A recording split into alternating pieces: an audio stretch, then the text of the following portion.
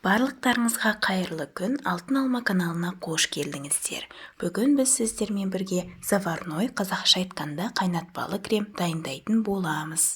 Қайнатпалы крем ең оңай, ең қолжетімді кремдердің бірі деп есептеледі, себебі оның құрамындағы барлық заттар әр үйден табылады.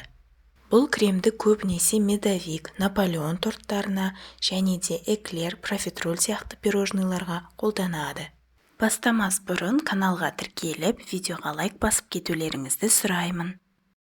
Алдыменен сүтті отқа қойып, оны ысытып аламыз. Қатты қайнатудың қажеті жоқ.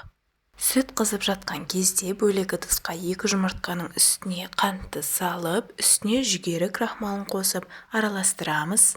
Кейін бір ас қасық ұнды қосып, барлығын біркелкі еш жиындыларсыз венчиктің көмегімен араластыру қажет. Осы уақытта жақсы қызып тұрған сүттің жартысын немесе 3/4 бөлігін жұмыртқалы массаға құйып, барлығын тез-тез араластырамыз. Араластырып тұруды ұмытпау қажет, себебі кремнің құрамындағы жұмыртқа пісіп кетуі мүмкін. Енді жаңағы жұмыртқалы массаны қалған сүттің үстіне құйып, отты басып, араластырып тұрып, кремді қайнатамыз. Шамамен 5 минуттан кейін крем ақырындап қоюлана бастайды. Мен осы қоюланған кремді отта 30 секунд шамасында ұстап, кейін отты өшіріп, үстіне сары майды салып араластырамын. Дайын болған кремді бөлек ыдысқа салып, тегістеп, суыту қажет болады.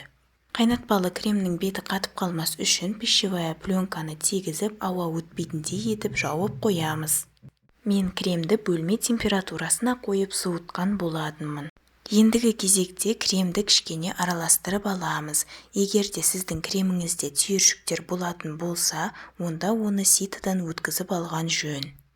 Өздеріңіз көріп тұрғандарыңыздай, бұл крем өзінің формасын жақсы ұстайды және қолжетімді ингредиенттерден дайындалғанына қарамастан, ол өте дәмді.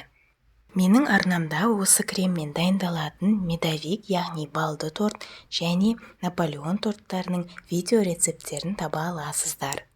Аталған торттардың рецепттеріне сілтемені мен видеоның оң жақ бұрышына және де описанияға қалдырып кететін боламын. Ал егер де сіздер видеоның соңына дейін көрген болсаңыздар, каналға тіркелуді ұмытпаңыздар және де келесі видеоларда көріскенше.